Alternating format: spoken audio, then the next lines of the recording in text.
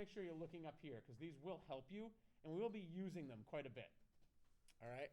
So I'm going to pull up just a file that I created in Illustrator that you guys have access to. I'm going to put this up on file if you want to practice this little technique.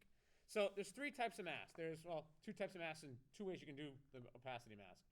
A clipping mask, you can raster or bitmap a opacity mask, and then a vector version of the opacity mask. All right? Clipping mask is pretty easy.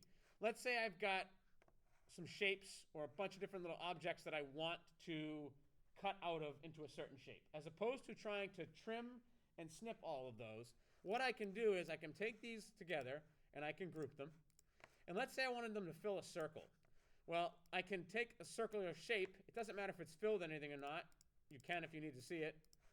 And I can drop it on top, go here, and simply go to Object. I never used this, so hold on 2 seconds. Where's my mask?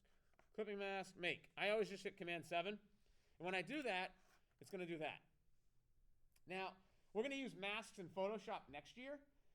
Masking is a non-destructive way of editing an object, an image, bitmap, raster, vector, whatever. All right?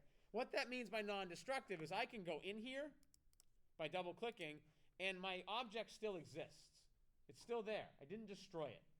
And I can also simply click on the mask and go Object, Clipping Mask, Release. And I have my object here. And it will always outline the top shape afterwards. It's just what it does. So that gives me the option to be able to release it in case I don't like it, in case I don't think it works. But all I have to do is create the mask, all right? And then I can double click and I can actually go in here and move it if I want to. All right? Or if I wanted to, I could scale it inside of the mask. So masks, a lot of the time, their main purpose in Illustrator is to create texture. Right, without having to draw texture. It's a really simple way of doing it. Now, when it comes to opacity masks, I'm going to need to pull up my transparency here. The transparency panel is where you're going to get your opacity masks. And so what I'm going to do is I'm going to take this object, and I'm going to do this with a raster first, a bitmapped image, a photograph. All right? And I'm going to group these together. They got to be grouped, otherwise it won't happen to all of them. All right? Now I'm simply going to grab my image, which I've downloaded here, and I'll give you guys access to as well. Right? And we got a couple sources for textures, but this is the texture I want to use. Generally speaking, with this technique, black and white works best. Where the black is where Illustrator will create the mask. Same in Photoshop. All right? And you'll see what I mean in a second. So I'm going to put this right over here for right now. And over here, I'm going to grab my object. And here's my transparency panel. Right here it says Make Mask. Now when I make mask, you'll notice that this is black. Everything's masked. Okay? So what I'm going to do, I have this thumbnail and this thumbnail. Right now, the mask is active. Right now, the object is active. See that? All right? I'm going to take this and I'm going to cut it. All right? I'm going to go back here, clip on this piece, and then I'm going to paste it in there. And right now, it's clipped. So I'm going to unclip it and I'm going to invert. Right? And you'll see the texture. Everybody see the texture? Okay? I can actually move that texture inside, right? And I can move my object without it. So another way to do it, let me go back up here this way, okay, is I can do exactly what I did with a clipping mask. So there's two ways to do this. Here's my object. I drop both of these. I grab them both, and I say Make Mask. All right? Now you'll notice, all right, and it's hard because there's no color to this, that right now you can't see it. So if I invert it, all right, I'm able to go in and move this around a little bit. Let me clip it. All right. And this is a way of using a raster to create texture. Now, pluses and minuses to that. Okay. If you need a truly vector-based image, this no longer is a truly vector-based image. All right? It has a raster involved in it. So if you were screen printing a T-shirt or something like that that needs straight vectors, this wouldn't work. So it does have some limitations.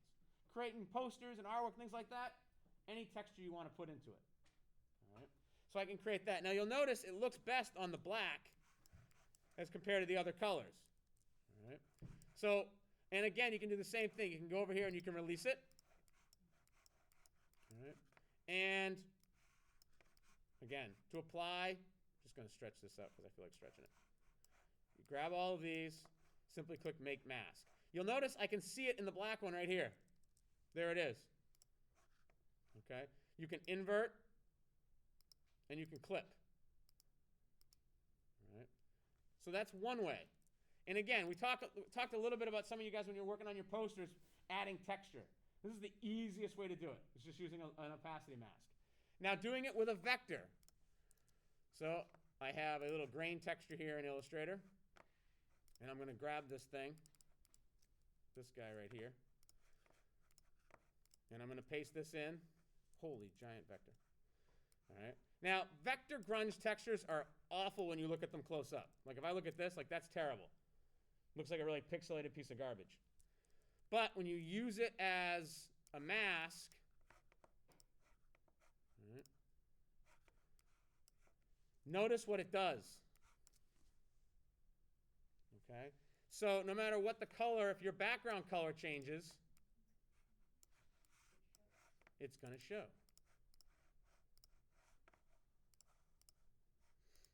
Oop, wrong one. Okay? So I have the ability now, it actually cuts through it as though it was a vector. Which, again, if you're doing t-shirt printing, if you're screen printing, that's what you need. All right? And it creates the same effect. And again, I can go right into the mask right here, and I can move it. All right? I can scale it. All right? I can do anything I need to inside the mask. All right? Another cool aspect of masks, pull back here, is, and then we'll do this very quickly because I don't want you necessarily to fall down this hole a little bit because it can be a lot. But you have blending options. So I can make a copy of this. Whoa, lag. All right. And under my blending options, I can choose different options like multiply. And when I bring these over each other, all right, what's going to happen is there's going to be different effects depending on what you choose. And some of the colors will change and some of them won't. But a blending mode, you can actually add multiple blending modes on top of each other to get all kinds of random effects, all right, which can be really fun and annoying at times. All right? But those are how you make vector versions of transparency mask and a raster or bitmap version of a transparency mask. And then the clipping mask I find is really simple. Clipping masks also, some of you have always asked, Mr. B, I've got this photograph in Illustrator, how do I crop it, right? You can't crop a photo in Illustrator. What you can do is clipping mask it. So if I brought this photo in and it was here and I was like, well, I don't need the whole thing, I just need part of it. You can take this, you can grab a shape, and then Command 7 and clip the shape into that particular shape. Okay? So if you wanted to like crop down an image in a layout that you were working in Illustrator, clipping mask is the way to do it. All right? We're going to go over this again more, especially transparency masks, next year when we go through one of our illustration styles and adding texture to it. All right? Those files are up there if you want to mess around a little bit. That's what I got in that, so thank you.